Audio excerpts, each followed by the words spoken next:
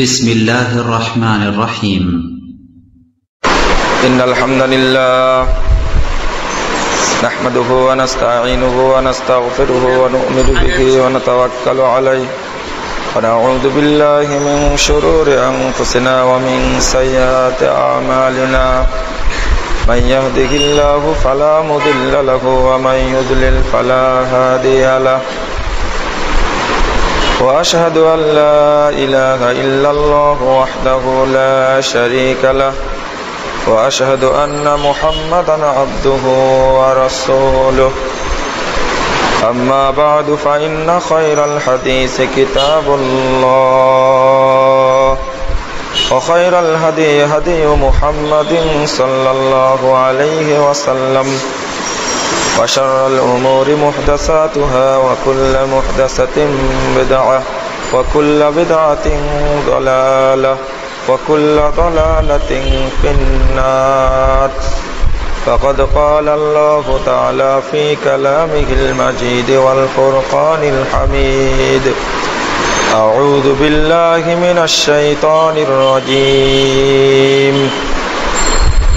يا أيها الذين آمنوا كتب عليكم الصيام كما كتب على الذين من قبلكم لعلكم تتقون.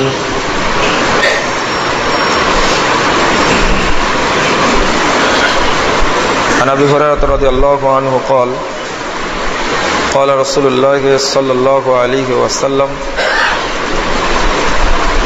هل تدرون ما أكثر ما يدخل الناس الجنة؟ تقوى الله وحسن الخلق. رواه الترمذي بإسناد حسن.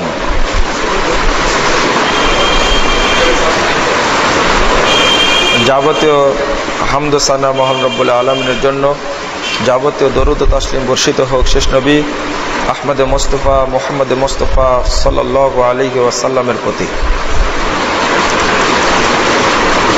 সম্মানিত মুসল্লিবৃন্দ,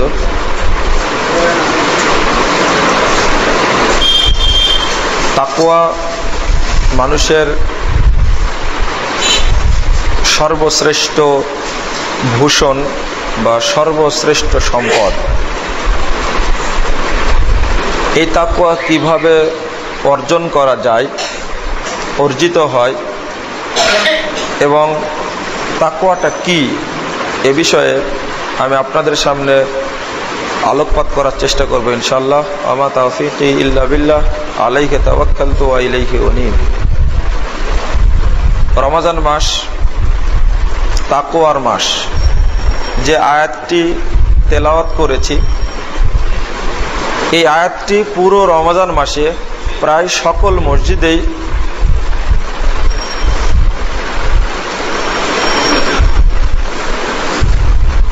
উচ্চারিত হয়, পঠিত হয়।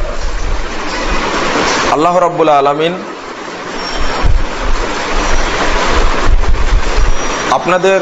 আমাদেরকে লক্ষ্য করে বলছেন: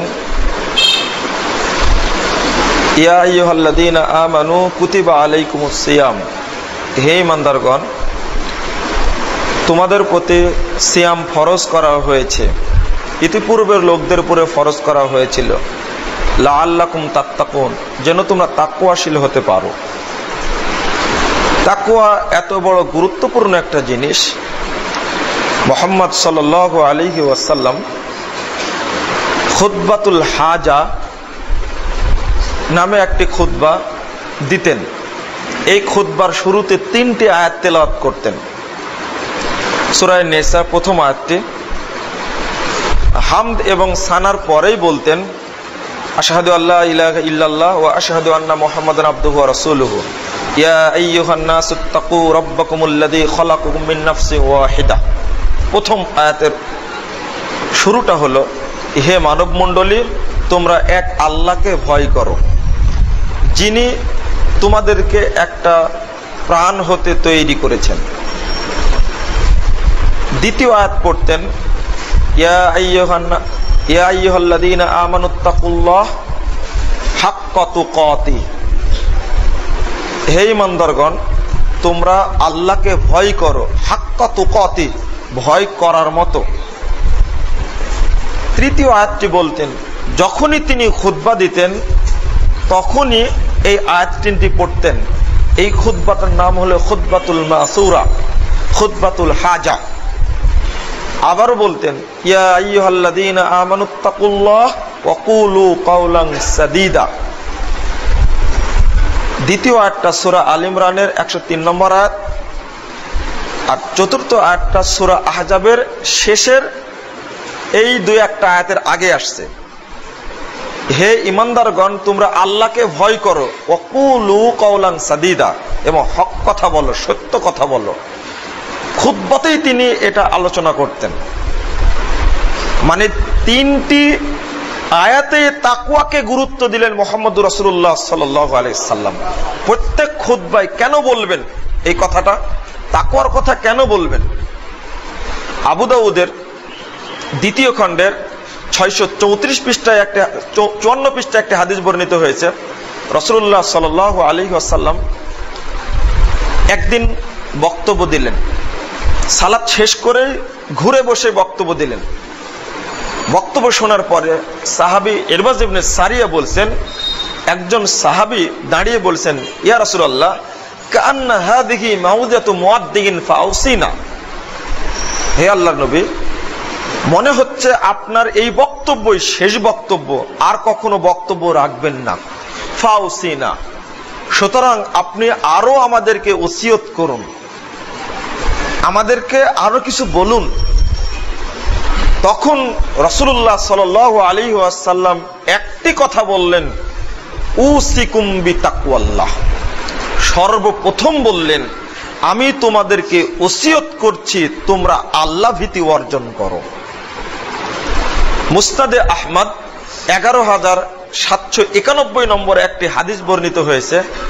রাসূলুল্লাহ সাল্লাল্লাহু আলাইহি ওয়াসাল্লামের কাছে একজন সাহাবী গিয়ে বলছেন, আল্লাহ রাসূল, আমার জন্য কিছু ওসিয়ত করুন। রাসূল সাল্লাল্লাহু আলাইহি ওয়াসাল্লাম তখন বললেন, উসিকা বিতাকওয়াল্লাহ। এই শোনো, আমি তোমাকে প্রথম ওসিয়তটা করছি বিতাকওয়াল্লাহ, তুমি আল্লাহ ভীতি অর্জন করো। ফাইন্নাহু রাসু কুল্লি শাইইন, কারণ তাকওয়া হলো সকল কিছুর উৎস, সকল কিছুর মুকুট হলো তাকওয়া। যে কাজে তাকওয়া নেই ওই কাজে সফলতা কখনো আসবে না। যে কাজে তাকওয়া নেই ওই কাজে কখনো সফলতা আসবে না। যে কাজে তাকওয়া নেই, লেশমাত্র নেই, ওই কাজে ওই ব্যক্তি কখনোই সফল হতে পারবে না। কারণ রাসূলুল্লাহ সাল্লাল্লাহু আলাইহি সাল্লাম বলেছেন, ফাইন্নাহু রাসু কুল্লি শাইইন, তাকওয়া যে কোনো জিনিসের শিকড়, মূল, মুকুট, তাজ। তাকওয়াবিহীন যে কাজ হবে সেই কাজ কখনো সফল হবে না, আর সফল হওয়ার প্রশ্নই আসে না। রাসূলুল্লাহ সাল্লাল্লাহু আলাইহি ওয়াসাল্লাম আরেকটি হাদিসে বলছেন, হাদিসটি সহিহ মুসলিমে আসছে 313 পৃষ্ঠায় প্রথম খণ্ডে। আল্লাহ রাসূল বলছেন, আত্তাকওয়া হাহুনা, আত্তাকওয়া হাহুনা, আত্তাকওয়া হাহুনা, ওয়া ইউশিরু ইলা সাদরিহি সালাসা মাররাত। তাকওয়া এখানে, তাকওয়া এখানে, তাকওয়া এখানে বলে 3 বার তিনি তার বুকের দিকে ইশারা করলেন।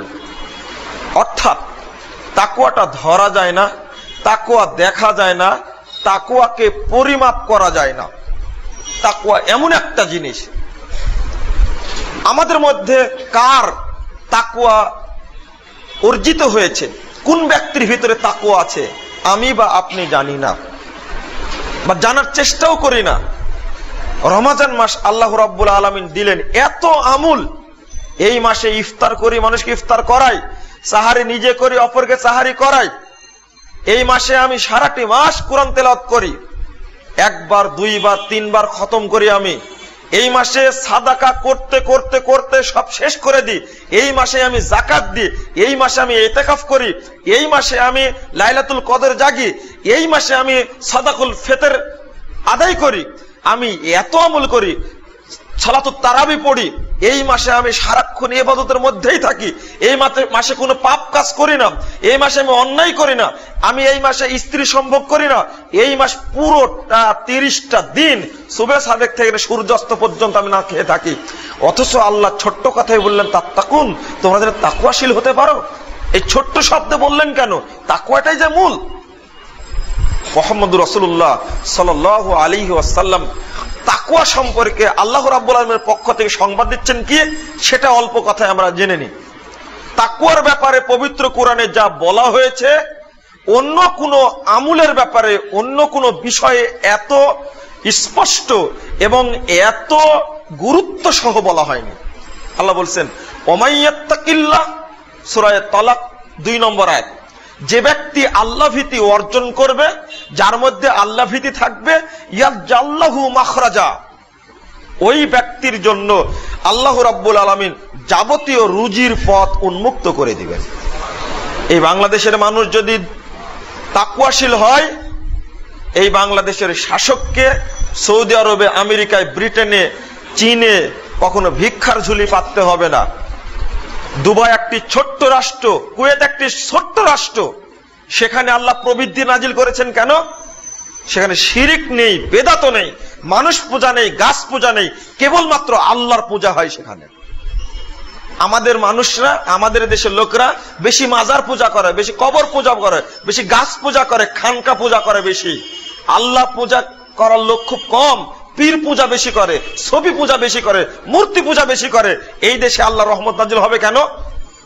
নাজিল হওয়ার প্রশ্নই আসে না।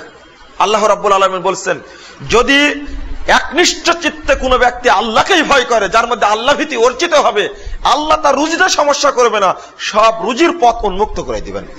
এর পরেও বলছেন ইয়ারযুকুহু মিন হাইসু লা ইয়াহতাসিব, আল্লাহ তাকে কোথায় থেকে রুজি দান করবেন ওই ব্যক্তি কল্পনাতেও আনবে না।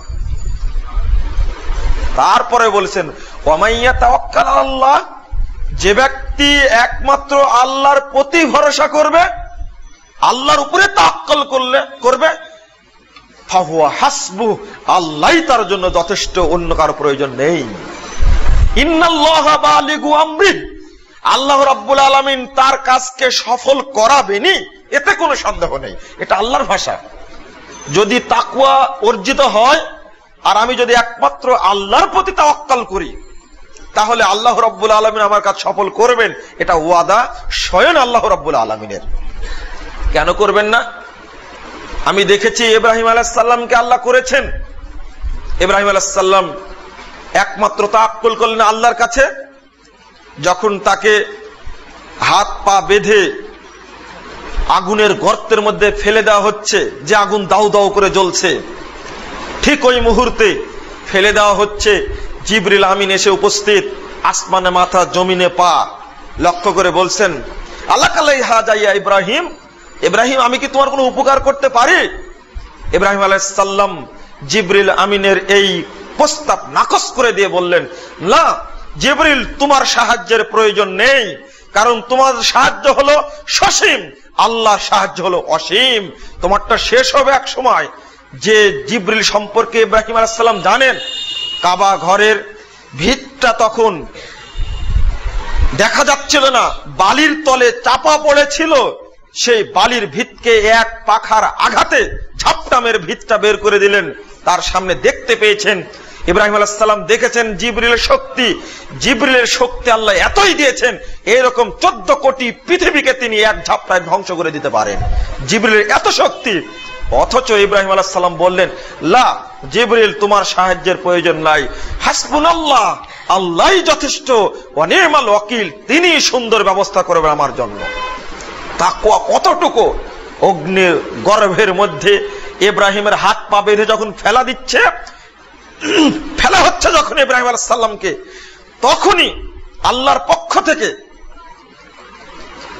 এই তাকওয়ার বলে, তাওয়াক্কুলের বলে আল্লাহর পক্ষ থেকে ঘোষিত হলো, ইয়া নারু কুনি বারদাও ওয়া সালামান আলা ইব্রাহিম, হে আগুন, তুমি ইব্রাহিমের প্রতি ঠান্ডা এবং শীতল হয়ে যাও। ইব্রাহিমের কথা আল্লাহ রাব্বুল আলামিন শুনেননি? শুনেছেন। মুসা আলাইহিস সালামের কথা শুনেননি আল্লাহ রাব্বুল আলামিন? যখন ধরে ফেলল, অতারাল জামান, পরস্পর যখন দেখে নিল, ডান সাইডে ফেরাউন সৈন্য, বাম সাইডে ফেরাউন সৈন্য, পিছনে ফেরাউন সৈন্য, তখন মুসা আলাইহিস সালামের জনগণ বলছে, ইন্না লা মুদরাকুন, মুসা আমরা তো ধরা খেয়ে গেলাম, চারিদিকে ফেরাউন সৈন্য, সামনে বিশাল সাগর, বাহারে কুলজুম, আমরা এখন কি করব, আটকে পড়ে গেলাম। যে যখন অবস্থায় এই বাঁচার কোনো পথ নেই, নিঃসন্দেহে কত বড় তাকওয়াশীল, কত বড় তাওয়াক্কুল মুসা আলাইহিস সালামের মধ্যে। তখন মুসা আলাইহিস সালাম জনগণকে লক্ষ্য করে বলেছেন, কাল্লা, অসম্ভব, হতেই পারে না, আমরা আটকা পড়বো না। ইন্না মাইয়া রব্বি সায়াহদিন, আমার সঙ্গে নিশ্চয় স্বয়ং আল্লাহ আছেন, আল্লাহই পথ দেখাবেন। এইভাবে কি বলা যায়? সামনে সাগর, চারিদিকে ফেরাউন সৈন্য, কিভাবে মুক্তি পাবো? কিন্তু তিনি বলছেন, ইন্না মাইয়া রব্বি সায়াহদিন, আমার সঙ্গে আল্লাহ আছেন, আমি ভয় পাবো মানো? ভয় পর তো প্রশ্নই আসে না, আল্লাহই পথ দেখাবেন। বলা মাত্রই আল্লাহ বলে, ফা আউহাইনা ইলা মুসা, সূরা শুআরা 61, 62, 63 নম্বর আয়াতগুলো খুলুন। আল্লাহ রাব্বুল আলামিনের পক্ষ থেকে আয়াত নাজিল হলো, আমি মুসাকে ওহী করলাম, ফাজরিব বিআসাকা বাহর, তুমি এই বিশাল সাগরের প্রতি তুমি তোমার লাঠিকে মারো, বাড়ি মারো লাঠি দ্বারা। যখনই বাড়ি মারলেন মুসা আলাইহিস সালাম, কাত্তাউদিল আযীম ফানফালাকা, একেবারে সঙ্গে সঙ্গে বাড়ি মারা মাত্রই কাত্তাউদিল আযীম, পাহাড়ের মতো, বিশাল পাহাড়ের মতো 12টি রাস্তা বেরিয়ে গেল তার মধ্যে থেকে। এটা কেউ কল্পনা করতে পারে? কেউ কল্পনা করতে পারে না। এটা হলো তাওয়াক্কুলের বল। শুধু তাই নয়, আমাদের রাসূল মুহাম্মদুর রাসূলুল্লাহ সাল্লাল্লাহু আলাইহি ওয়াসাল্লামের একই অবস্থা। যখন গারে সাওরের মধ্যে ঢুকে গেছেন, দেখতে পাচ্ছেন উপরে লোকজন, আবু বকর রাদিয়াল্লাহু আনহু দেখতে পাচ্ছেন। সূরা তওবা 40 নম্বর আয়াতটা খুলুন। রাসূলুল্লাহ সাল্লাল্লাহু আলাইহি সাল্লামকে লক্ষ্য করে বলেছেন, আল্লাহ রাসূল, আমরা তো আজকে ধরা খেয়ে গেলাম, আমাদের তো কোনো আর উপায় নেই, কারণ তারা এখানে চলে এসেছে, একটু নিচের দিকে তাকালেই আমাদেরকে দেখতে পারবে। তখন আল্লাহর নবীর মুখ থেকে বেরিয়ে আসলো, লা তাহজান ইন্নাল্লাহা মা'ানা, হে আবু বকর তুমি চিন্তা করো না, আমরা তো দুইজন নাই, তালিতুহুমাল্লাহ, এই দুইজনের সাথে আরেকজন আছেন, তিনি হলেন মহান রব্বুল আলামিন। ইন্নাল্লাহা মা'ানা, নিশ্চয় আমাদের সঙ্গে আল্লাহ আছেন। দেখতে পাইনি, ধরা পরেও দেখতে পাইনি। তাকওয়া এবং তাওয়াক্কুলের বল এতটাই যা কল্পনা করা যায় না। এই জন্যই আমি মাত্র 2-3টা উদাহরণ দিলাম, ইব্রাহিম আলাইহিস সালামের, মুসা আলাইহিস সালাম এবং মুহাম্মদুর রাসূলুল্লাহ সাল্লাল্লাহু আলাইহি সাল্লাম। আপনি মনে করছেন যে নবীদের বিষয়টা আর কারোর বিষয় ঘটবে না? কি বলেন, ঘটবে না মানে? ঘটাটাই স্বাভাবিক। তাফসিরে কুরতুবী নাম শুনেছেন আপনারা, একটা তাফসিরের নাম। এই লেখক ছিলেন খাটো মানুষ, বরফের দেশের মানুষ। তিনি আল্লাহ রাব্বুল আলামিন তাকে বাঁচিয়ে রাখছিলেন সহিহ আকীদা হওয়ার কারণে, সালাফি আকীদা সম্পন্ন হওয়ার কারণে। শিরিক বিদআতের বিরুদ্ধে কথা বলেন। ওই দেশের শাসক, আন্দালুসে বাড়ি, শাসক তাকে গ্রেফতার করার জন্য চলে আসলো। চারিদিকে প্রশাসন লোক ঘিরে ধরছে, বাঁচার কোনো পথ নেই। তিনি ওই আয়াতটা পড়লেন, ওয়াজআলনা মিন বাইনি আইদিহিম সাদ্দান ওয়া মিন খালফিহিম সাদ্দান ফাআগশাইনাহুম ফালা ইউবসিরুন, সূরা ইয়াসিনের আয়াতটা। এই আয়াতটি পড়ে তিনি বসে গেলেন যে আমার আর বাঁচার কোনো পথ নেই। তিনি নিজেই সাক্ষাৎকার দিচ্ছেন যে আমি আয়াতটি পড়ে বসে গেলাম, চারিদিকে ঘুরছে ও লোকগণ, আমাকে খুঁজে আর পাচ্ছে না, অবশেষে আমি বসেই থাকলাম, তারা চলে গেল, আমি পরে বাড়ি থেকে ফিরে আসলাম। অলৌকিক একটা দৃষ্টান্ত। কামানের উপরে দাঁড়িয়ে আছেন ইংরেজ সৈন্য। এটা উপমহাদেশের একটা বিষয়। উপমহাদেশের বহু ঘটনা ঘটেছে। ইংরেজ বিরুদ্ধে যুদ্ধ চলছে, ব্রিটিশ বেনিয়াদের বিরুদ্ধে যুদ্ধ চলছে। 1831 সালের ঘটনা। 1831 সালের 6 মে শুক্রবার শাহ ইসমাইল শহীদ এবং সাইদ আহমদ বেরলভী দুইজন ব্যক্তি নিহত হলেন। কিন্তু তার আগে মাত্র 6 মাস আগের ঘটনা। কামানের উপরে দাঁড়িয়ে আছে, এখন ফায়ারিং হবে। ঠিক ওই মুহূর্তে কাউকে না জানিয়ে মোহাম্মদ বিন ইসমাইল শাহ ইসমাইল রহিমাহুল্লাহ তিনি চলে আসলেন পিছন দিক থেকে, কাউকে ভয় করলেন না। তিনি কামান চালকটা জানেন না, যিনি যারা বসে আছে পিছন থেকে ধরে তুলে ফেলে দিলেন। দেওয়ার পরে ওখানে দাঁড়িয়ে আল্লাহু আকবার বলে চিৎকার দেওয়া মাত্রই মুসলিম সৈন্যরা তার আওয়াজ শুনে চিৎকার দিয়েছে আল্লাহু আকবার বলে। এই একই চিৎকারে যুদ্ধে জয় হয়ে গেল। আল্লাহর অলৌকিক কারণে আল্লাহ রাব্বুল আলামিন সেই যুদ্ধে মুসলিমদেরকে মানে জয়ী করলেন, আর অমুসলিমদেরকে ইংরেজ বাহিনীকে পরাজিত করলেন। করতে পারেন আল্লাহ রাব্বুল আলামিন, এটা অলৌকিক শক্তি। আপনি আমি যদি মনে করি এটা শুধু নবী রাসূলদের জন্য না, শুধু নবী রাসূলদের জন্য নয়, ওমরে ফারুকের ক্ষেত্রে ঘটনা ঘটেছে, এমনকি হাজ্জাজ বিন ইউসুফের ক্ষেত্রে ঘটনা ঘটেছে। যাক, আমি ওইদিকে যাচ্ছি না। ইন্নাল্লাহা বালিগু আমরিহি, যে ব্যক্তি একমাত্র আল্লাহর প্রতি তাওয়াক্কুল করবে, আল্লাহ রাব্বুল আলামিন তার কাজকে বাস্তবায়ন করাবেনই, এতে কোনো সন্দেহের অবকাশ নেই। তাকওয়া যদি থাকে, আপনি অনেক সমস্যায় ভুগছেন, আপনি অনেক ঝামেলায় আছেন, পরিবার থেকে, সমাজ থেকে, আপনার ব্যক্তিগত দিক থেকে আপনি ঝামেলা দূর করতে পারছেন না। আল্লাহ রাব্বুল আলামিন প্রতিশ্রুতি দিচ্ছেন, সূরা তালাক 4 নম্বর আয়াতটা খুলুন। ওমাইয়াত্তাকিল্লাহ, যে ব্যক্তি আল্লাহ ভীতি অর্জন করবে, ইয়াজআল লাহু মিন আমরিহি ইসরা, তার যত কঠিন কাজ আছে আল্লাহ সবগুলো সহজ করে দিবেন। আপনি পাপী, অনেক পাপ কাজ করেছেন, আপনি কি অনেক পাপ করেছেন, অন্যায় করেছেন, সুদ খেয়েছেন, অনেক পাপ করেছেন আপনি, কিন্তু এরপরেও আপনি তাকওয়াশীল হলেন, আপনি তাকওয়া অর্জন করলেন। আল্লাহ রাব্বুল আলামিন বলছেন, ওমাইয়াত্তাকিল্লাহ, যে ব্যক্তি আল্লাহকে ভয় করে, আল্লাহ ভীতি যে ব্যক্তি অর্জন করবে, ইউকাফির আনহু সাইয়্যাত, তার জীবনের যত পাপ রয়েছে আল্লাহ সবগুলো ক্ষমা করে দিবেন। ওয়া ইউজিম লাহু আজরা, শুধু ক্ষমাই করবেন না, 90 বছরের যত পাপ করেছেন 90 বছরের সমস্ত পাপকে আল্লাহ নেকিতে পরিণত করে দিবেন। এটা আল্লাহর ঘোষণা। 5 নম্বর আয়াত খুলুন, সূরা তালাক, পরস্পর আয়াতগুলো এসেছেন কেন? আল্লাহ বলছেন সূরা নাহল 128 নম্বর আয়াত, আল্লাহ বলছেন ইন্নাল্লাহা মাআল্লাযীনা তাকাউ ওয়াল্লাযীনা হুম মুহসিনুন।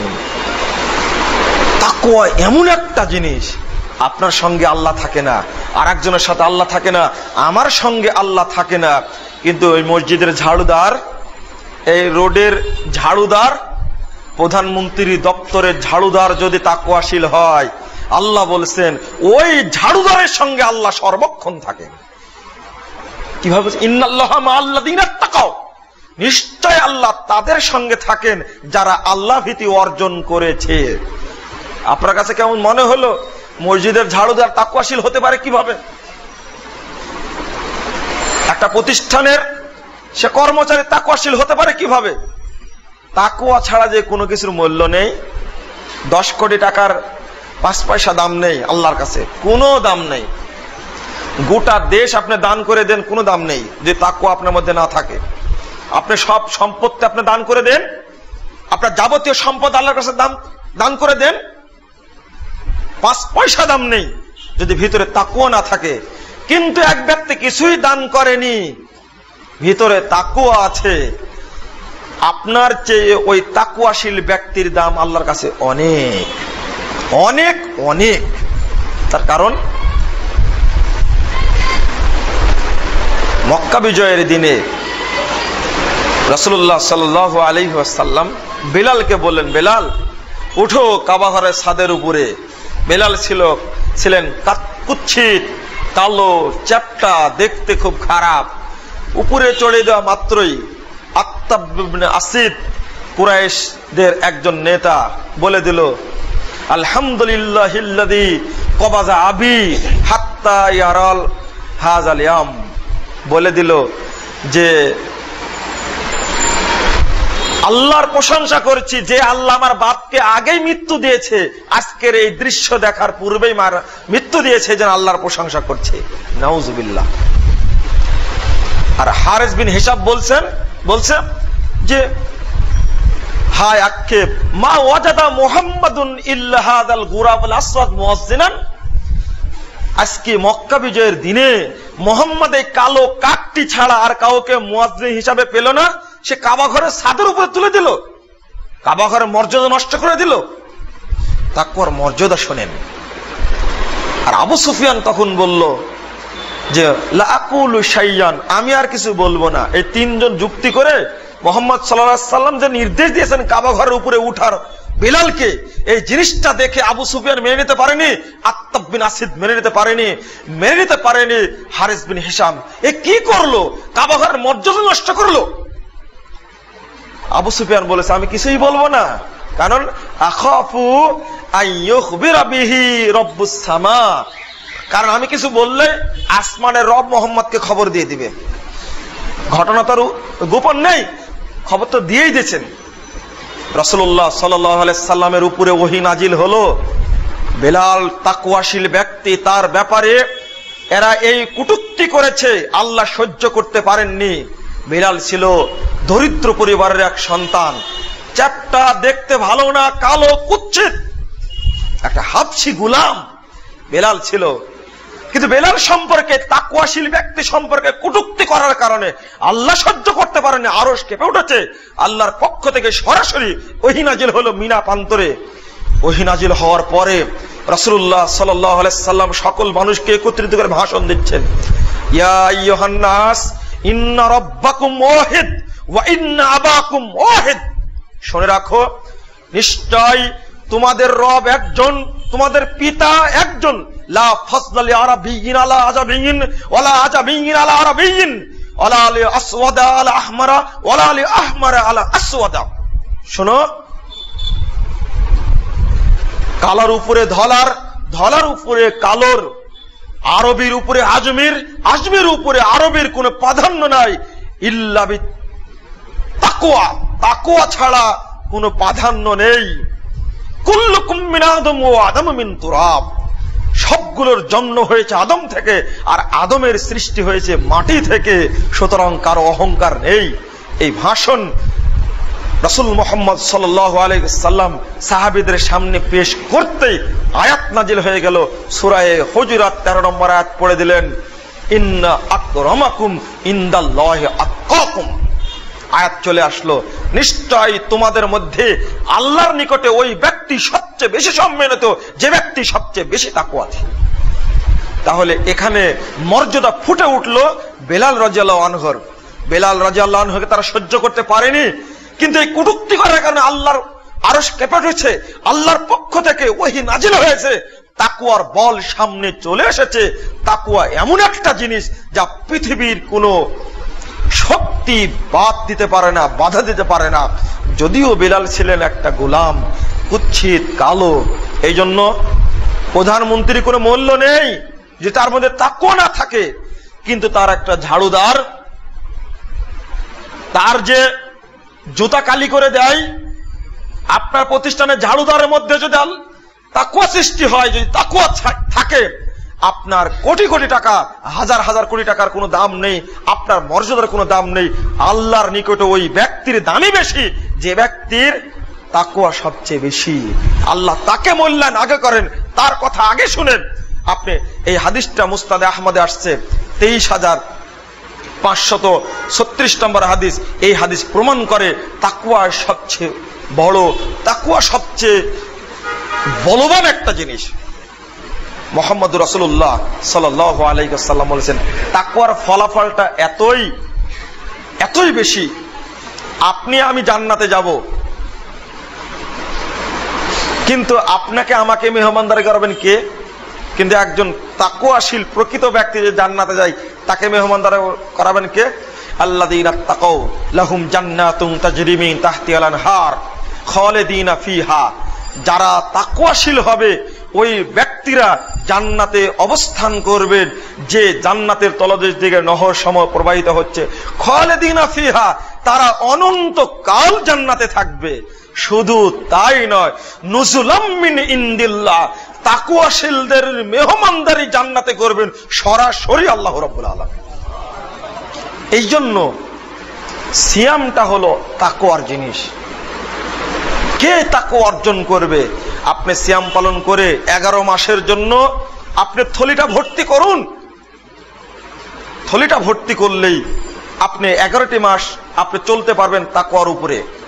আরেকটি হলো তাকওয়ার গুণাবলী, মানে তাকওয়া অর্জনের আরেকটি মাধ্যম। আসলে তাকওয়ার অর্থটাই বলিনি।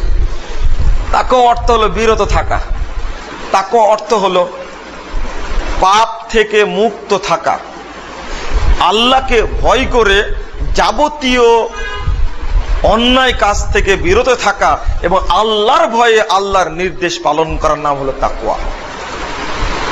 এই ব্যাখ্যা অনেক শুনেছেন আপনারা। একদিন রাসূল সাল্লাল্লাহু আলাইহি ওয়াসাল্লাম জিজ্ঞেস করলেন, তোমরা কি জানো যে মা আকতারু মা ইউদখিলুন নাসাল জান্নাহ, কোন জিনিস মানুষকে বেশি বেশি জান্নাতে নিয়ে যাবে? তোমরা কি জানো? তোমরা কি জানো কোন জিনিস বেশি বেশি মানুষকে জান্নাতে নিয়ে যাবে? রাসূলুল্লাহ সাল্লাল্লাহু আলাইহি ওয়াসাল্লাম নিজে উত্তরে দিচ্ছেন, তাকওয়াল্লাহ, আল্লাহ ভীতির কারণে মানুষ বেশি জান্নাতে যাবে, ওয়া হুসনুল খুলুক, এবং উত্তম চরিত্রের কারণে জান্নাতে যাবে। প্রথম বাক্যটা বললেন তাকওয়ার কারণে। কি এটা? উমর রাদিয়াল্লাহু আনহু জিজ্ঞেস করেছিলেন উবাই ইবনে কাবকে। উমর বলছেন, হে উবাই ইবনে কাব, আপনি কি জানেন তাকওয়াকে? আল্লাহ তাকওয়ার কথা বললেন কেন? তখন উবাই ইবনে কাব বলছেন, ওহো, আপনি জানেন না? আমার সালাক্তা তরিকান যা সব, আপনি কি কখনো কাঁটা বিছানো রাস্তায় চলেছেন যেখানে কাঁটা বিছানো আছে? বালা, চলেছি তো। মা আমিলতা, কিভাবে চলেছেন আপনি? সাম্মার্ত ওয়াজতাহাত্ত, হ্যাঁ, চলার সময় আমি কাপড়টাকে সেটে নিয়েছি এবং সর্বোচ্চ সতর্কতা অবলম্বন করেছি যেন আমার পায়ে কাঁটা না ফুটে। তখন উবাই ইবনে কাব বলছেন, ফাযালিকা হিয়াত তাকওয়া, আরে ওমর, এটাই তো তাকওয়া। পৃথিবীতে আপনি চলবেন, যাবতীয় পাপের মধ্যে কোনো পাপ আপনি স্পর্শ করবেন না, এই সতর্কতা অবলম্বন করতে পারলেই হলো তাকওয়া। সেটা ইবনুল মুতাস তাবিবিদ্যান, তিনি কবিতা আকারে বলছে তার বন্ধুকে লক্ষ্য করে, বন্ধু, তুমি তো তাকওয়া সম্পর্কে জানো না, শুনে রাখো, খাল্লি যুনুবা সগীরাহা ওয়া কাবীরাহা যাকাত তুকা, তুমি যাবতীয় ছোট পাপ বড় পাপ থেকে বিরত থাকো, এর নাম হলো তাকওয়া। ওয়াসনা কামাশিন ফিল আরজ ইয়াহদুরু মা ইয়ারা, তুমি যখন পথ চলবে তখন পথে অনেক পাপপূর্ণ জিনিস আছে, এই পাপ যেন তোমাকে স্পর্শ না করতে পারে। ওয়ালা তাহকিরান্না সগীরাতান ফাইন্নাল জিবালা মিনাল হাসা, ছোট পাপগুলোকে ছোট মনে করো না, কারণ ছোট ছোট কঙ্কর থেকে, ছোট ছোট বালি থেকে বিশাল বিশাল পাহাড় তৈরি হয়। আমরা ছোট ছোট পাপকে খুব ছোট মনে করি, অথচ ওই ছোট পাপগুলো এক জায়গায় জমা হয়ে সেটা বড় পাপ হয়ে যায়। অসংখ্য ছোট পাপ আমরা করে থাকি। আমার দেশের কবি, বাংলা কবি, তিনি উল্লেখ করেছেন, ছোট ছোট বালিকুনা বিন্দু বিন্দু জল গড়ে তুলে মহাদেশ সাগর অতল। কেন বলেছেন? অতি বাস্তব। এই ছোট ছোট বালিকুনা এক জায়গায় হয়ে মালদ্বীপ তৈরি হয়েছে, ছোট ছোট বালিকুনা এক জায়গায় হয়ে সেন্ট মার্টিন তৈরি হয়েছে, আরো কত অসংখ্য জায়গা তৈরি হচ্ছে। এক সাইড ভাঙ্গে, এক সাইড গড়ে, বালি দ্বারাই গড়ে। আর বিন্দু বিন্দু জল বিশাল সাগর তৈরি করছে। আমরা যখন পাপ করি, পাপগুলো তাই হয়ে যায়, সগীরা গুনাহ গুলো কাবিরা গুনাহে পরিণত হয়। এই জন্য ইবনু আব্বাস রাদিয়াল্লাহু আনহু বলছেন, সহিহ মুসলিম প্রথম খণ্ডের 65 পৃষ্ঠা খুলুন, কথাটা ছোট্ট কথায় আসছে। আর ইবনুল মুতাস এবং ওমর রাদিয়াল্লাহু আনহু যে কথাটা বললাম, সেটা তাফসীর ইবনে কাসিরের মধ্যে আসছে, প্রথম খণ্ডের 76 পৃষ্ঠার মধ্যে। যেটা বলছিলাম তাকওয়া সম্পর্কে, ইবনুল মুতাস যেটা বললেন যে ছোট ছোট বালিকুনা বিন্দু বিন্দু জল গড়ে তোলে মহাদেশ সাগর অতাল, এই কথাটাই বলছেন ছোট গুনার ব্যাপারে। ইবনু আব্বাস রাদিয়াল্লাহু আনহু বলছেন যে লা সগীরাতা মা ইসরারিন, ছোট গুনাহ বারবার করলে ছোট থাকে না, বড় হয়ে যায়। ওয়ালা কাবীরাতা মা ইস্তিগফারিন, আর যদি কাবিরা গুনাহ হয়ে যায়, যদি আল্লাহর কাছে একনিষ্ঠ চিত্তে তওবা করা যায়, তাহলে কাবিরা থাকে না, আল্লাহটা ক্ষমা করে দেন। তাহলে বোঝা যাচ্ছে সগীরা গুনাহ থেকে বিরত থাকার নাম হলো তাকওয়া। যাবতীয় পাপ থেকে বিরত থাকতে হবে, এর নাম হলো তাকওয়া অবলম্বন করা। আল্লাহকে ভয় করে আল্লাহর বিধান পালন করা হলো তাকওয়া। আর ছোট্ট পাপ থেকে দূরে থাকার, পাপ মোচনের আরেকটি বড় মাধ্যম আপনাদের সামনে পেশ করে অল্প সময়ের মধ্যে। পাপ থেকে দূরে থাকার, তাড়াতাড়ি ক্ষমা পাওয়ার অন্যতম মাধ্যম হলো সাদাকা। যাকাত নয়। যে ব্যক্তি যাকাত ফরজ হওয়ার পরে যাকাত দিবে না, তার সমদয় সম্পদ হারামে পরিণত হবে, একটিও হালাল থাকবে না। আর যাকাত মানেই পবিত্র, যাকাত মানেই পবিত্রতা অর্জন করা। আপনার সম্পদ, আমার সম্পদ থেকে যাকাত বের করে সম্পদটাকে পবিত্র করার নির্দেশ আল্লাহ রাব্বুল আলামিন দিয়েছেন। এটা আপনি দিতে বাধ্য। নফল সাদকা করতেও পারেন, নাও পারেন, তবে যাকাত দিতে আপনি আমি বাধ্য, দিতেই হবে। এটা আল্লাহর হক, এখানে ফাঁকি দেওয়ার কোনো সুযোগ নেই। আমি যাকাতের কথা বলছি না, এটা দেওয়াই লাগবে। যদি 1 লক্ষ টাকা আপনার যাকাত হয়, আর সেটা যদি আপনি দেন 95,000 টাকা, 5,000 টাকা না দেন, 50,000 টাকা দেন, আর 50,000 না দেন, কেউ জানতে পারলো না, আপনার সমুদয় সম্পদ হারামে পরিণত হবে। আর যাকাতের 1 টাকা খেয়ে আপনি মসজিদে এসে সালাত আদায় করবেন, কিয়ামত পর্যন্ত যদি আপনাকে বয়স দেওয়া হয়, আর কিয়ামত পর্যন্ত যদি ইবাদত করেন, 1 ইঞ্চি ইবাদত আল্লাহ কবুল করবেন না। এটাই আল্লাহর বিধান, এটাই আল্লাহর বিধান। আর এর নাম তাকওয়া। কেউ জানে না কত টাকা আপনি ফাঁকিবাজি করলেন, আপনার অন্তর জানে, আর আল্লাহ রাব্বুল আলামিন জানেন। ফাঁকিবাজি করে আপনি কখনো যাকাত দেওয়ার চেষ্টা করবেন না। যাকাত খুব না দেওয়াটা জঘন্য একটি অপরাধ, সেটা আলোচনা আপনারা অনেক শুনেছেন। আমি বলবো নফল সাদাকা সম্পর্কে। নফল সাদাকার গুরুত্ব আছে কয়েক জায়গায়। এমন একটা জিনিস নফল সাদাকা, আপনি যখন মারা যাবেন তখন আপনার মুখটা নড়বে আস্তে আস্তে। নড়ার সময় আত্মীয় স্বজন বলবে, একটু পানি দাও, পানি দাও, পানি খেতে চাচ্ছে, তাই বলবেন। আসলে পানি চাইবেন না, আপনি পানি চাই না। কি বলে?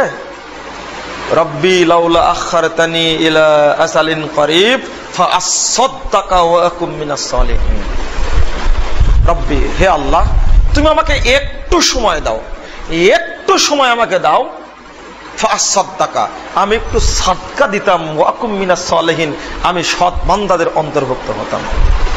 আপনি আমি একটু বিশ্লেষণ করি, এটা সূরা মুনাফিকুন 10 নম্বর আয়াত। একটু বিশ্লেষণ করি, ওই মরার সময় ওই ব্যক্তি সালাত পড়ার কথা বলে না, হজ করার কথা বলে না, সিয়াম পালন করার কথা বলে না, ও সাদাকা করার কথা বলে কেন? কেন বলে? এটাই বলে, আল্লাহর ভাষায় এটা আল্লাহ বলেন।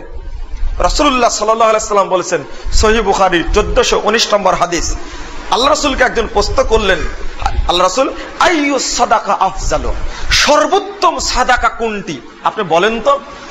তখন তিনি বলতেন, আনতা সাদাকা ওয়া আনতা সাহিহুন শাহিহুন, তুমি সাদাকা করবে আল্লাহর উদ্দেশ্যে তখন যখন তুমি সুস্থ সবল রয়েছো, এই সময়ে সাদাকা করাটা সবচেয়ে উত্তম সাদাকা। এটা লা তুমহিলহু ইলা বালাগাতিল হুলকুম, তুমি সাদকাকে বিলম্ব করতে করতে করতে একেবারে মৃত্যুর সময়ে যখন তোমার কণ্ঠলালিতে প্রাণ চলে এসেছে তখন নিয়ে যেও না। তাহলে বোঝা যায়, প্রমাণিত হয়, মৃত্যুর যন্ত্রণাকে দূর করার জন্য একমাত্র মাধ্যম হলো সাদাকা। আমাকে সাদাকা করতেই হবে, আর সাদাকা করে মৃত্যুবরণ করতে গেলেই অবশ্যই আল্লাহ রাব্বুল আলামিন মৃত্যু যন্ত্রণা দূর করে দেবেন। এই আয়াত প্রমাণ করে সাদাকা শুধু মৃত্যুর সময় নয়, আপনাকে যখন কবরে মাটি দিবে, কবর যখন দিবে তখনও আল্লাহ রাব্বুল আলামিন আপনাকে মুক্তি দান করবেন সাদাকার কারণে। এই হাদিসটি বর্ণিত হয়েছে 788 নম্বর হাদিস তাবরানী কাবিরের মধ্যে। কবরে আগুন জ্বলে, কবরে আগুন জ্বলতে থাকে, মাটি দেওয়ার পরে মানুষকে দাফন করার পরে আগুন জ্বলে। এই আগুন হলো জাহান্নামের আগুন। দুনিয়ার আগুন নিভাতে অনেকগুলো দমকল বাহিনী লাগে, না হলে নিভানো যায় না, কিন্তু কবরের ওই আগুন, জাহান্নামের আগুন আপনি নিভিয়ে দিবেন? মুহাম্মদ রাসূলুল্লাহ সাল্লাল্লাহু আলাইহি সাল্লাম বলেছেন, ইন্নাল্লাহা লা ইউতফিউ হাররাল কুবুর আন আহলিহা ইন্নাল্লাহ লাতুতফিউ হাররাল কুবুর আন আহলিহা। আল্লাহ রাব্বুল আলামিন এতই বল দিয়েছেন সাদাকাকে, কোন ব্যক্তি যদি সাদাকা দেওয়া থাকে কবরের দাউ দাউ করে প্রজ্বলিত আগুনকে সঙ্গে সঙ্গে নিভিয়ে দেন। এই হাদিস প্রমাণ করে সাদাকা থাকলে কবরে আগুন জ্বলবে না। আপনার আব্বা আপনার মা মারা গেছে, কোনোদিন খোঁজ নেন না অবস্থা কি আছে। আপনি মারা যখন যাবেন আপনারও খোঁজ নেবেন আপনার সন্তানরা। আপনি বছরে কতদিন খোঁজ নেন একটু হিসাব করে দেখেন তো।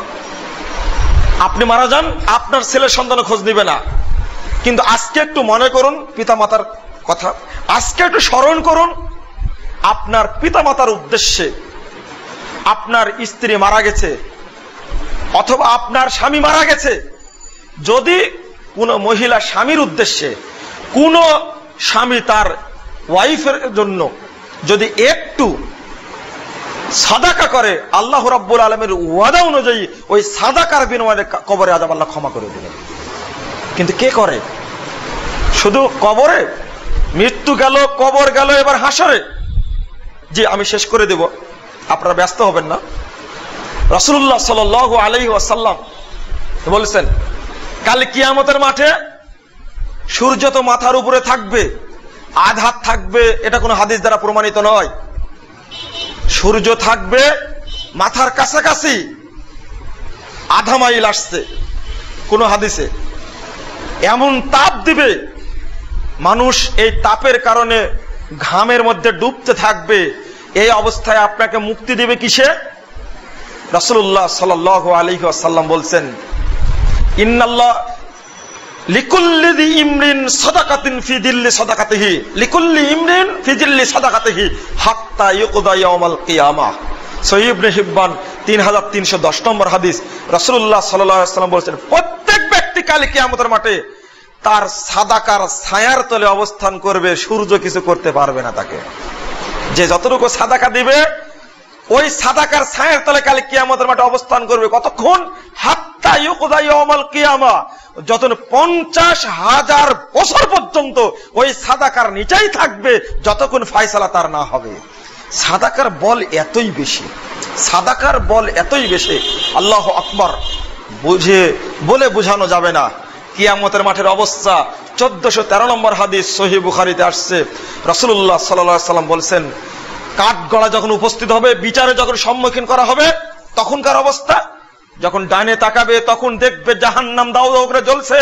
ফায়ানজুর ইলা শিমালিহি ফায়ারা ইল্লা জাহান্নাম, বাম দিকে তাকাবে তখন দেখবে শুধু দাউ দাউ করে জাহান্নাম জ্বলছে, দুই সাইডে জাহান্নাম, সামনে মহান রব্বুল আলামিন, লাইসা বাইনাহু তরজমান, আল্লাহর সামনে আর তার সামনে কোনো দোভাষী নেই, অনুবাদ করার কোনো ব্যক্তি নেই, আল্লাহ সব ভাষা বুঝেন, সামনে আল্লাহ রাব্বুল আলামিন।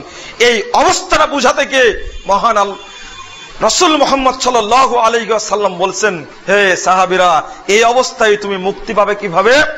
ওয়াত্তাকুন নারা ওয়ালাউ বিশিক্কি তামারাতিন, আল্লাহর ওই অবস্থা থেকে বাঁচার জন্য, জাহান্নাম থেকে বাঁচার জন্য তুমি এক টুকরা খেজুর হলেও আল্লাহর রাস্তায় দান করো। এখানেও বললেন খেজুর, সাদাকা দিয়ে বাঁচার জন্য। সাদাকার গুরুত্ব, সিয়ামের গুরুত্ব এতই বেশি। পাপ করলে আপনি সাদাকা করবেন, পাপ করলেই সিয়াম পালন করুন। এই জন্য নফল সিয়াম পালন করতে হয়। আমরা নফল সিয়াম ছেড়ে দিয়েছি, মাসে 3টা করুন অথবা বৃহস্পতি শুক্রবার করুন, প্রতি সপ্তাহে অন্তত একদিন করুন না।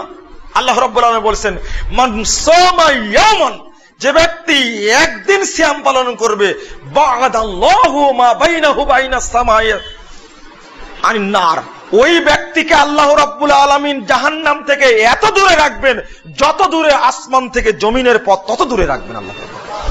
একটা সিয়াম পালন করলে আল্লাহ রাব্বুল আলামিন জাহান্নাম থেকে তাকে এত দূরে রাখবেন, আসমান থেকে জমিন পর্যন্ত দূরত্ব হলো 500 বছরের দূরত্ব। একটা সিয়াম পালন করলে আল্লাহ এত দূরত্ব রাখবেন। আল্লাহ রাব্বুল আলামিন বলছেন মান সামা, আর হাদিস অনুবাদ করতে যাচ্ছি না, আমরা সিয়ামের কথা বললাম, জাহান্নাম থেকে মুক্তি। আর আল্লাহ রাসূল বলছেন, মান সামা রমাদানা ঈমানান ওয়া ইহতিসাবান গুফিরা লাহু মা তাকাদ্দামা মিন যামবি। যে ব্যক্তি ঈমানের সঙ্গে নেকির আশায় সিয়াম পালন করবে, ওই ব্যক্তির পূর্বের যাবতীয় পাপ আল্লাহ ক্ষমা করে দেবেন। এই হাদিস তো শুনেছেন আপনারা, এটা শোনানোর দরকার নেই। সুতরাং আমি অনুরোধ করতে চাই, আপনারা পাপ কাজ হলে ক্ষমা চান। সিয়ামের বিকল্প কোনো জিনিস নেই। আপনি একজন ব্যক্তিকে হত্যা করেছেন, পাপ মোচন হবে কিভাবে? আল্লাহ বললেন, তুমি পরস্পর 2 মাস সিয়াম পালন করো, আল্লাহ পাপ ক্ষমা করে দিবেন। হত্যার সঙ্গে কিসের সম্পর্ক? সিয়াম পালন করো, হত্যা করেছে, এই পাপ ক্ষমা হবে কিভাবে? পরস্পর 2 মাস সিয়াম পালন করো, আল্লাহ ক্ষমা করে দিবেন। না পড়লে সাদাকা করো, গোলাম আজত করো। আপনি আপনার স্ত্রীর শরীরকে মায়ের শরীরের সঙ্গে তুলনা করেছেন, তোমার হাতটি একবার মায়ের হাতের মতো, এই কথা বলে জিহার পাপ হয়। এটা এই পাপের ক্ষমা কিভাবে হবে? আল্লাহ রাব্বুল আলামিন বলছেন, তুমি পরস্পর 2 মাস সিয়াম পালন করো, আল্লাহ তোমাকে ক্ষমা করে দিবেন। সূরা মুজাদালা 4 নম্বর আয়াত। আপনি হজে গেছেন, কুরবানি করতে পারেননি, কিভাবে ক্ষমা পাবেন? আপনি 3 দিন ওখানে সিয়াম পালন করেন আর 7 দিন বাড়িতে সিয়াম পালন করেন, আল্লাহ আপনাকে ক্ষমা করবেন। কেন পাপের সঙ্গে সিয়ামের সম্পর্ক? আপনি কসম করেছেন, ভুল কসম করেছেন, কাফারা দিবেন। কিভাবে? আপনি 3 দিন সিয়াম পালন করুন, আল্লাহ আপনার ক্ষমা করে দিবেন। অথবা 10 জন মিসকিনকে খেতে দেন, আল্লাহ রাব্বুল আলামিন ক্ষমা করে দিবেন। সব জায়গাতেই সাদাকা। আমি শেষে অনুরোধ করতে চাই একটা বিষয়, সেটা হলো সাদাকা দিবেন, আপনারা দান করবেন, যাকাত দিবেন, কখনোই শিরক বিদআতের স্থানে দেওয়ার চেষ্টা করবেন না, অনুরোধ করে। কারণ ওখান থেকে একটা শিরক যদি উজ্জীবিত হয়, একটা টাকা যদি যাকাতের 1 টাকা যদি আপনি মাজারে দান করেন, আপনার জীবনে যত সৎ আমল আছে 90 বছরের সবই আল্লাহ নষ্ট করে দেবেন, একটাও থাকবে না। হাদিস বর্ণিত হয়েছে এই কিতাবুজ জুহুদের মধ্যে 16 এবং 17 পৃষ্ঠায়, একটা মাছি দান করার কারণে একজন ব্যক্তির সমস্ত সম্পদ নষ্ট হয়ে যাবে। আপনারা এটা দান করবেন, বিশেষ করে যদি এতিমদের দিতে চান তাহলে সবচেয়ে ভালো হয়। কারণ মসজিদে দান করলে আল্লাহ রাসূল বলেছেন, মান বানা লিল্লাহি মাসজিদান বানাল্লাহু লাহু বাইতান ফিল জান্নাহ। যে ব্যক্তি মসজিদ তৈরি করে দিবে বা মসজিদে দান করবে, আল্লাহ রাব্বুল আলামিন তার জন্য জান্নাতে ঘর তৈরি করবেন। 450 নম্বর হাদিস সহিহ বুখারী। তবে এতিমের ব্যাপারে রাসূল সাল্লাল্লাহু আলাইহি সাল্লাম বলছেন, যে ব্যক্তি 6009 নম্বর হাদিস সহিহ বুখারীতে আসছে, হাদিসটা আসছে, আনা ওয়াকাফিলুল ইয়াতিম কাহাতাইন ফিল জান্নাহ। যদি কোনো ব্যক্তি এতিমের অভিভাবক হয়, তাহলে আমি এবং ওই ব্যক্তি কালকে জান্নাতে একসঙ্গে অবস্থান করব। তাহলে হাদিস পাওয়া গেল, মসজিদে দান করলে জান্নাতে যাব বটে, রাসূলের সাথে থাকবো না, তবে এতিমকে প্রতিপালন করলে আমি জান্নাতে থাকবো, মুহাম্মদ রাসূলুল্লাহ সাল্লাল্লাহু আলাইহি ওয়াসাল্লামের সাথে থাকবো। এটা হাদিস পাওয়া যায়। এতিমের বাচ্চাটা হলো রহমতের টুকরা, রহমতের টুকরা। 9006 নম্বর হাদিস মুসনাদে আহমদে, আল্লাহ রাসূলের কাছে এক ব্যক্তিকে বলছে, আল্লাহ রাসূল, আমার অন্তরটা খুব কঠোর, খুব কঠোর, একটু বলুন না কি করব? তখন বললেন, ইমসা রাসাল ইয়াতিম, তুমি এতিমের মাথায় হাত বুলিয়ে দাও, তোমার পাথরের অন্তর গলে যাবে এক সময়। তাহলে এতিমটা হলো রহমতের টুকরা, এতিমকে ধিক্কার দিবেন না। আল্লাহ নবী বললেন, 670 নম্বর হাদিস তাবরাইনে আওসাতের মধ্যে আসছে, মান জাম্মা ইয়াতিমান ফি তুআমিহি ওয়া শারাবি, যে ব্যক্তি এতিমকে, একজন এতিমকে খাওয়াই শরীক করবে, প্রতিদিন একজন এতিমকে নিয়ে খাবে, ওয়াজাবাত লাহুল জান্নাতু আলবাত্তাতা, ওই ব্যক্তির জন্য অবশ্যই জান্নাত ওয়াজিব হয়ে যাবে, ব্যক্তির জন্য। ইবনে উমর কোনদিন খেয়েছেন, এতিম ছাড়া পাওয়া যায় না।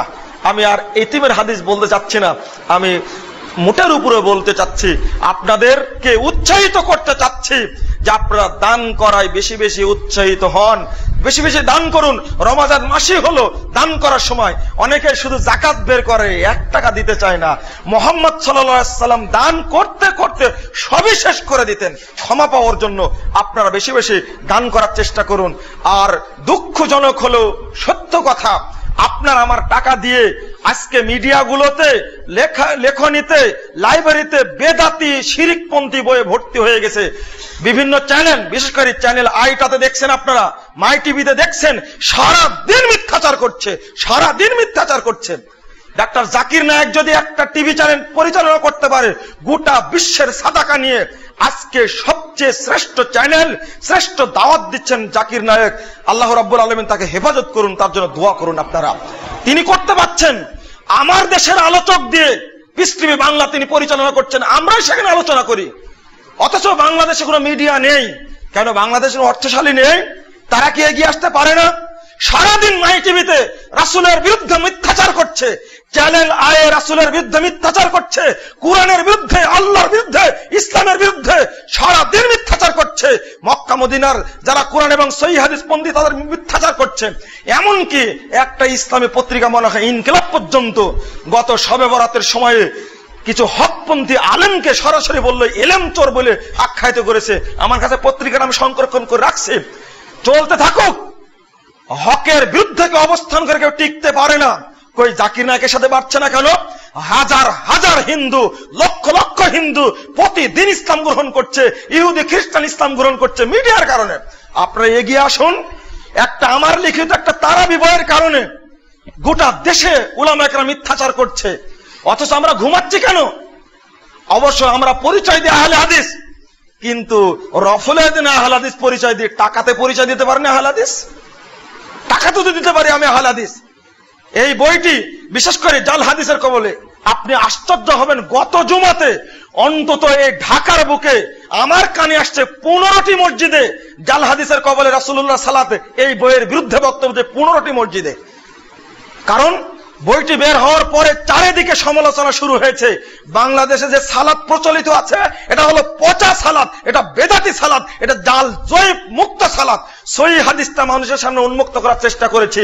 আলহামদুলিল্লাহ হাজার হাজার মানুষ ইতিমধ্যেই সঠিক দিনটা পেয়েছে, সঠিক সালাত আদায় করছে। এমনকি অফিসের বস পর্যন্ত আহলে হাদিস হয়ে যাওয়ার কারণে মিডিয়াগুলো খেপে গেছে। আজকে সকল মসজিদে মসজিদে আলোচনা হচ্ছে, বিরুদ্ধে কথা হচ্ছে। আমরা কি ঘুমাবো?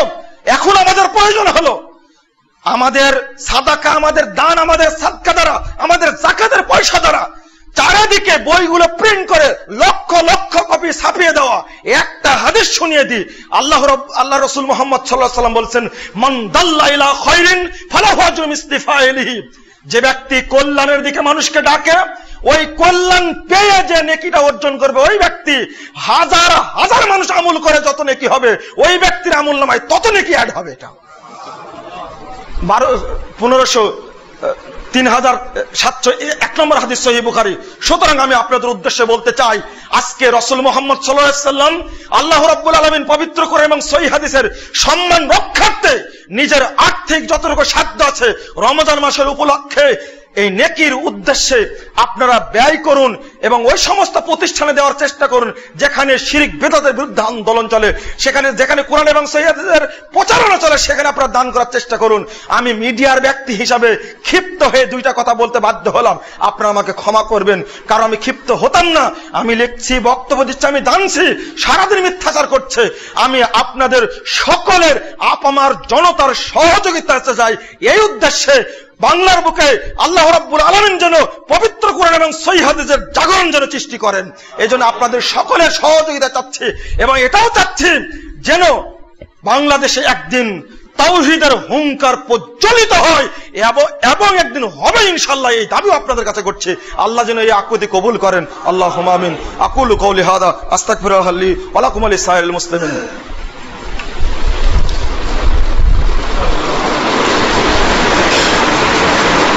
আলহামদুলিল্লাহি ওয়াহদাহু ওয়াসসালাতু ওয়াসসালামু আলা মান লা নাবিয়্যা বাদা। আল্লাহুম্মা সাল্লি আলা মুহাম্মাদ ওয়া আলা আলি মুহাম্মাদ। আস্তে আস্তে দরুদ পড়ুন আপনারা। আল্লাহুম্মা সাল্লি আলা মুহাম্মাদ ওয়া আলা আলি মুহাম্মাদ কামা সাল্লাইতা আলা ইব্রাহিম ওয়া আলা আলি ইব্রাহিম ইন্নাকা হামিদুম মাজিদ। আল্লাহুম্মা বারিক আলা মুহাম্মাদ ওয়া আলা আলি মুহাম্মাদ কামা বারাকতা আলা ইব্রাহিম ওয়া আলা আলি ইব্রাহিম ইন্নাকা হামিদুম মাজিদ। বন্ধুরা আমার, আমি অবশ্য অনেক কড়া কথা বলে ফেলেছি, আপনাদের কাছে ক্ষমা চেয়ে নিয়েছি। আগেই কথা বলছিলাম কেন আবু বকর সবচেয়ে ধনী ব্যক্তি ছিলেন, অথচ পরে সবচেয়ে দরিদ্র ব্যক্তি হয়ে গেছেন। কিয়ামতের মাঠে কোনো ব্যক্তিকে জান্নাতের সব দরজা ডাকবে না, একমাত্র ব্যক্তিকে সব দরজা ডাকবে, তিনি হলেন আবু বকর রাদিয়াল্লাহু আনহু। সব দরজা ডাকবে তাকে। আল্লাহ রাসূলকে প্রশ্ন করেছিলেন তিনি নিজেই। তিনি শেষ জীবনে ওমরে ফারুক চেয়েছিলেন আমি প্রতিযোগিতা করব দেখে আজকে জিততে পারে কিনা। 1678 নম্বর হাদিস আবু দাউদে। সব মালের অর্ধেক নিয়ে উমর হাজির হলেন, আর আবু বকর হাজির হলেন সব কিছু নিয়ে। আল্লাহ রাসূল জিজ্ঞেস করলেন উমরকে, তিনি বললেন যে অর্ধেক নিয়ে এসেছি। আর আবু বকরকে জিজ্ঞেস করলেন তিনি যে আবকাইতুল্লাহ ওয়া রাসূলহু, আমি আমার বাড়িতে বাকি রেখে এসেছি আল্লাহকে এবং আল্লাহ রাসূল মুহাম্মদ সাল্লাল্লাহু আলাইহি সাল্লামকে। এমনি মর্যাদাবান হননি, ইসলামের পথে ব্যয় করতে করতে সবই শেষ করে দিয়েছেন। কেন? আমি সেই দিকে আপনাদের আহ্বান জানাচ্ছি। আল্লাহ যেন আমাদেরকে হেফাজত করেন, ইসলামকে যেন রক্ষা করেন। আল্লাহুম্মা আমিন। আল্লাহুম্মা আইজ্জিল ইসলাম ওয়াল মুসলিমিন ওয়ানসুর আসাকিরাল মুহিদিন। আল্লাহুম্মা আইজ্জিল ইসলাম ওয়াল মুসলিমিন ওয়ানসুর আসাকিরাল মুহিদিন। আল্লাহুম্মা আনসুর মান নাসারা দীনা মুহাম্মাদিন সাল্লাল্লাহু আলাইহি ওয়াসাল্লাম ওয়াজআলনা মিনহুম ওয়া খুযুল মান খাযালা দীনা মুহাম্মাদিন সাল্লাল্লাহু আলাইহি ওয়াসাল্লাম ওয়া লা তাজালনা মিনহুম। আল্লাহুম্মা ইগফির লানা ওয়া লিল মুমিনিনা ওয়াল মুমিনাত ওয়াল মুসলিমিনা ওয়াল মুসলিমাত। আল্লাহুম্মা ইগফির লানা ওয়া লিল মুমিনিনা ওয়াল মুমিনাত ওয়াল মুসলিমিনা ওয়াল মুসলিমাত। আল্লাহুম্মা আল্লিফ বাইনা কুলুবিহিম ওয়া আসলিহ দাতা বাইনিহিম ওয়ানসুরহুম আলা আদুব্বিকা ওয়া আদুব্বিহিম ওয়ানসুরহুম আলা আদুব্বিকা ওয়া আদুব্বিহিম। রব্বানা আতিনা ফিদ দুনিয়া হাসানাহ ওয়া ফিল আখিরাতি হাসানাতাও ওয়া কিনা আযাবান নার। রব্বানা ফাগফির লানা যুনুবানা ওয়া কাফির আন্না সাইয়্যাতিনা ওয়া তাওয়াফানা মা'আল আবরার। ربنا فاغفر لنا ذنوبنا وكفر عنا سيئاتنا وتوفنا مع الأبرار. ربنا اغفر لنا ذنوبنا وإسرافنا في أمرنا وثبت أقدامنا وانصرنا على القوم الكافرين. ربنا تقبل منا إنك أنت السميع العليم وتب علينا إنك أنت التواب الرحيم. وصلى الله على النبي.